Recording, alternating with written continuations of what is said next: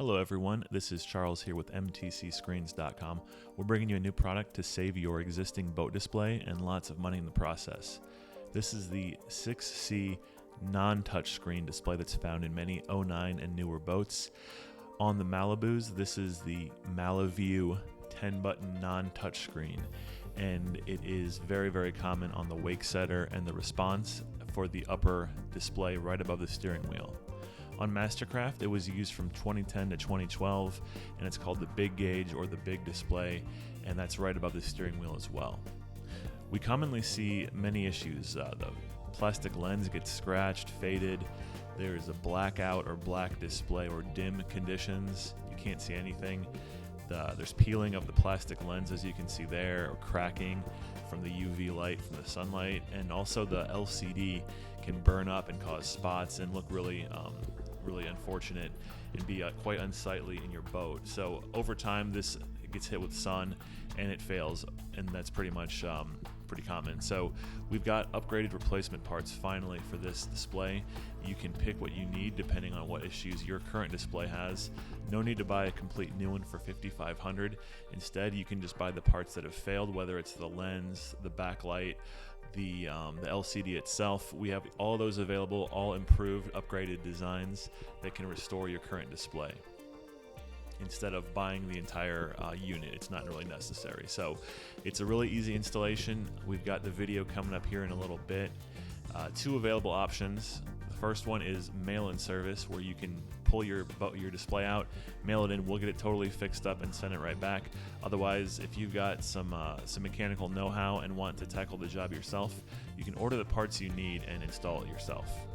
Alright, if you choose the do-it-yourself option, you'll need a T10 Torx bit driver, a can of air duster, and if you replace the plastic lens, you'll need clear RTV silicone. Of course, you'll also need the replacement parts that you'll need. If you have a black or dim display, get the backlight module. If your plastic lens is cracked or faded or peeling, get the lens, and if your LCD has that discoloration with the burn spots, order the LCD as well. You can always send us an email if you're not sure.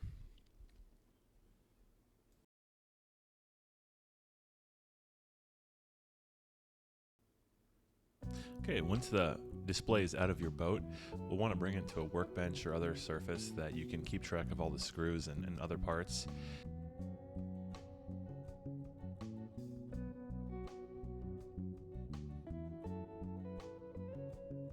We'll need a T10 bit driver for this job, as well as the air duster to make sure you have a nice installation. On the back side, there's a series of T10 screws around the perimeter. These are going to be the larger size screws. You'll notice that there's smaller and larger T10 screws. These are the larger ones, so make sure these are not mixed up. Put them separate as the larger screw, and we'll continue on with the installation.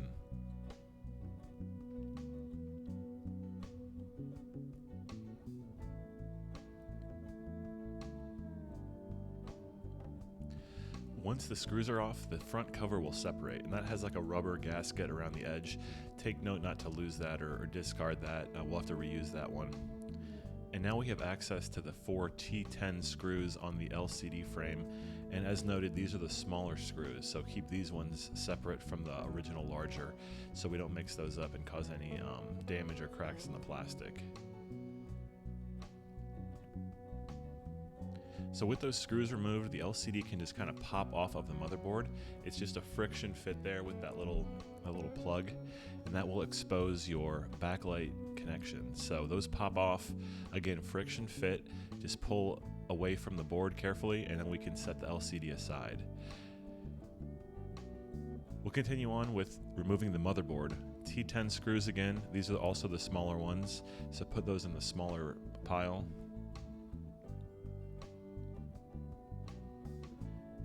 Now the motherboard is free to come away from the unit. If it's tight, you can push from the backside, flip it over there, and then remove the white cable from the backlight module. And you can set the motherboard aside. Now we have full access to the backlight inverter. We can see here that it's burned up, causing a blackout condition on the display. No worries though, we can easily replace this. Remove the 2 T10 screws, set aside the backlight module. That'll be scrapped as no longer needed, and we're going to put the new backlight module in its place. It's easiest to reconnect the white cable first before mounting it. Easier to access. You can see it only goes in one side like that.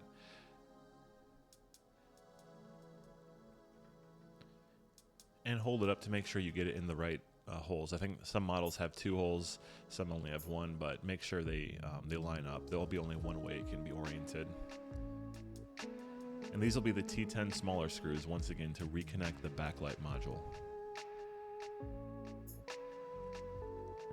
As you tighten these screws, no need to over torque it. It's going into plastic, so get it just nice and snug so it doesn't rattle around, and that's totally fine.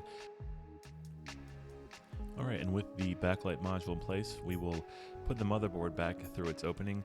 Those little pins go through some holes in the plastic, so make sure those go through straight. Make sure you don't pinch the white cable under the motherboard, so just kind of take note of that as it goes through. We'll use the T10 smaller screws here to reconnect the motherboard. Also note, don't over tighten this and damage the green mask. Just tighten until it's snug. No need to go crazy with the torque here.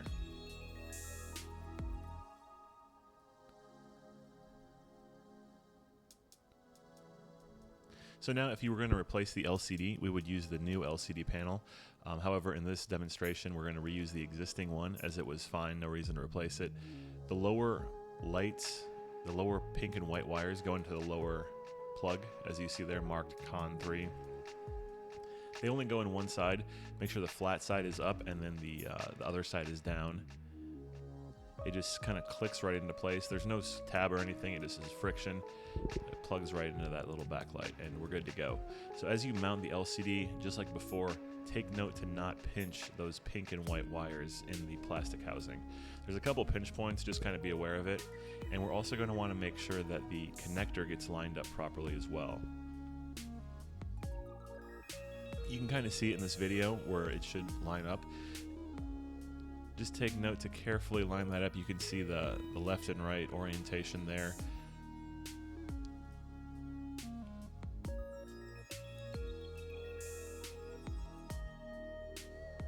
And then once it goes through, all of the holes should line up perfectly, and you should kind of feel it get a little bit tighter when it goes in, and it should hold it in place. That's how you kind of know it's in.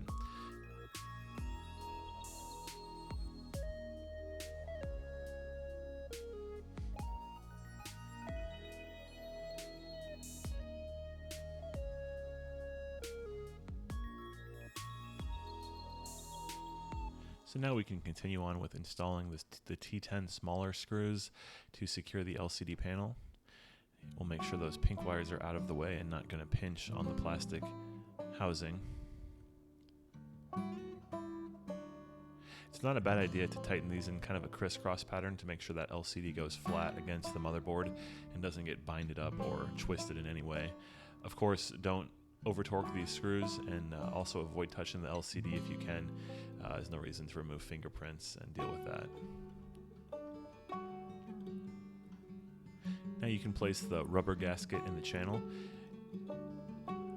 It can go in either way. It's sort of symmetrical, so just drop it in the channel. If you have the air duster, go ahead and remove any dust with that.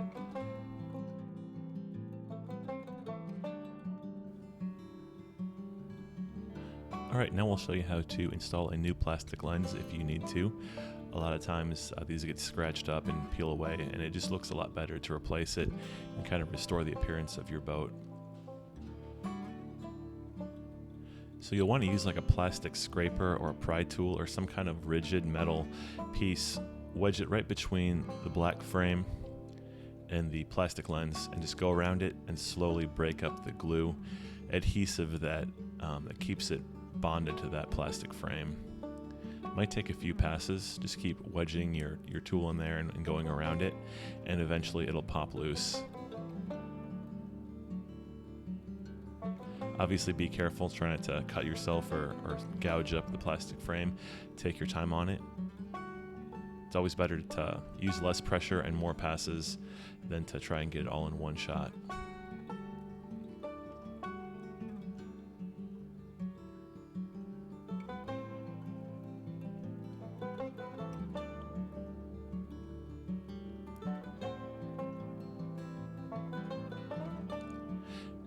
Once the front is loose, you can go around to the back. There's like a bead of silicone you can kind of break up there to free up the back side of that glue.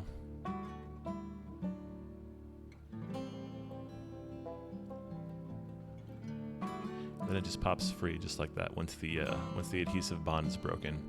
Then now use your plastic scraper to go around and remove as much of the existing glue residue as you can. It doesn't need to be perfect, but the more you remove, the flatter it can get to the surface and create a better, tighter appearance.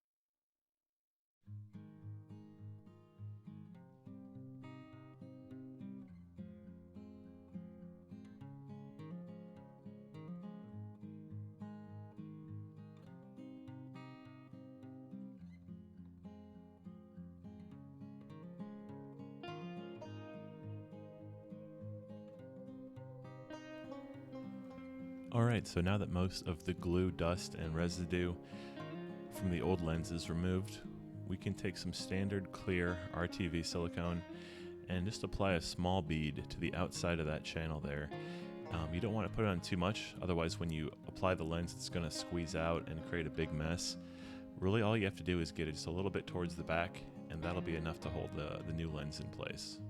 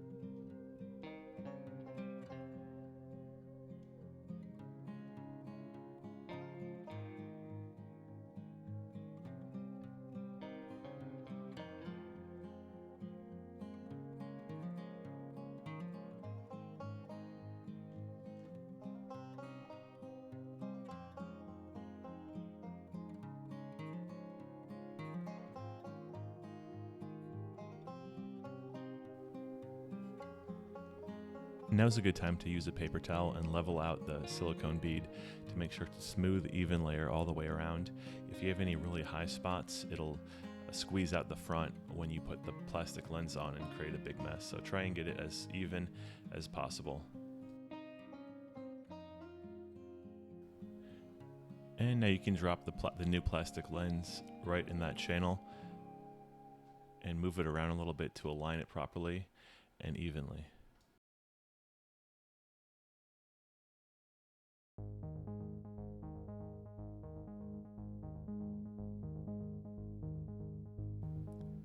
Alright, now you can use a paper towel to clean up any excess silicone glue that would have come out the front or the back side.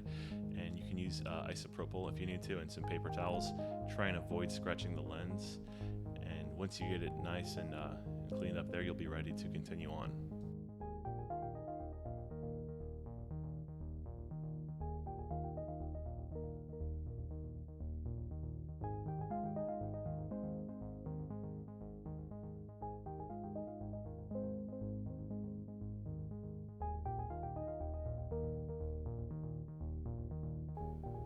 Alright, so if you replace the plastic lens, give it about 1 or 2 hours for the RTV silicone to dry out. Put the new gasket in the channel here, and then put the top back on.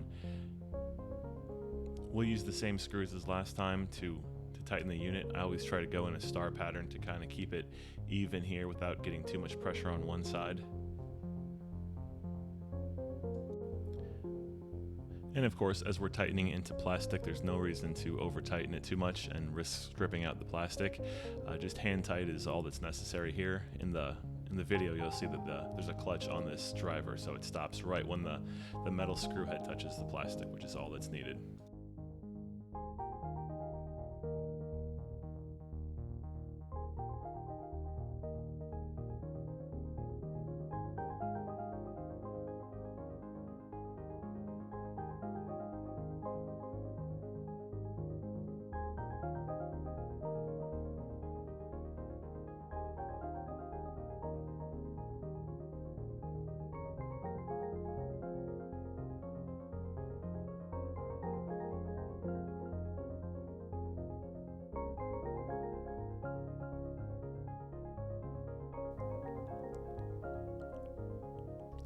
All right, here we go. We tested this unit, make sure everything's nice and bright as it should be. It looks good, ready to send back to the customer. We'll apply a quick eyeglass cleaner to this to remove any dust or oil that may have appeared, and it'll be just like new. Saved over $5,000 and was able to save this unit and keep the boat in service for longer.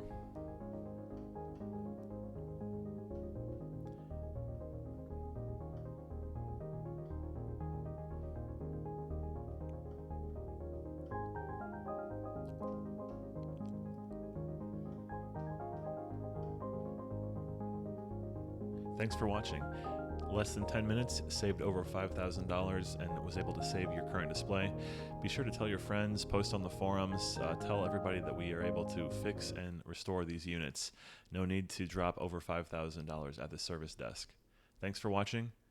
Talk to you soon.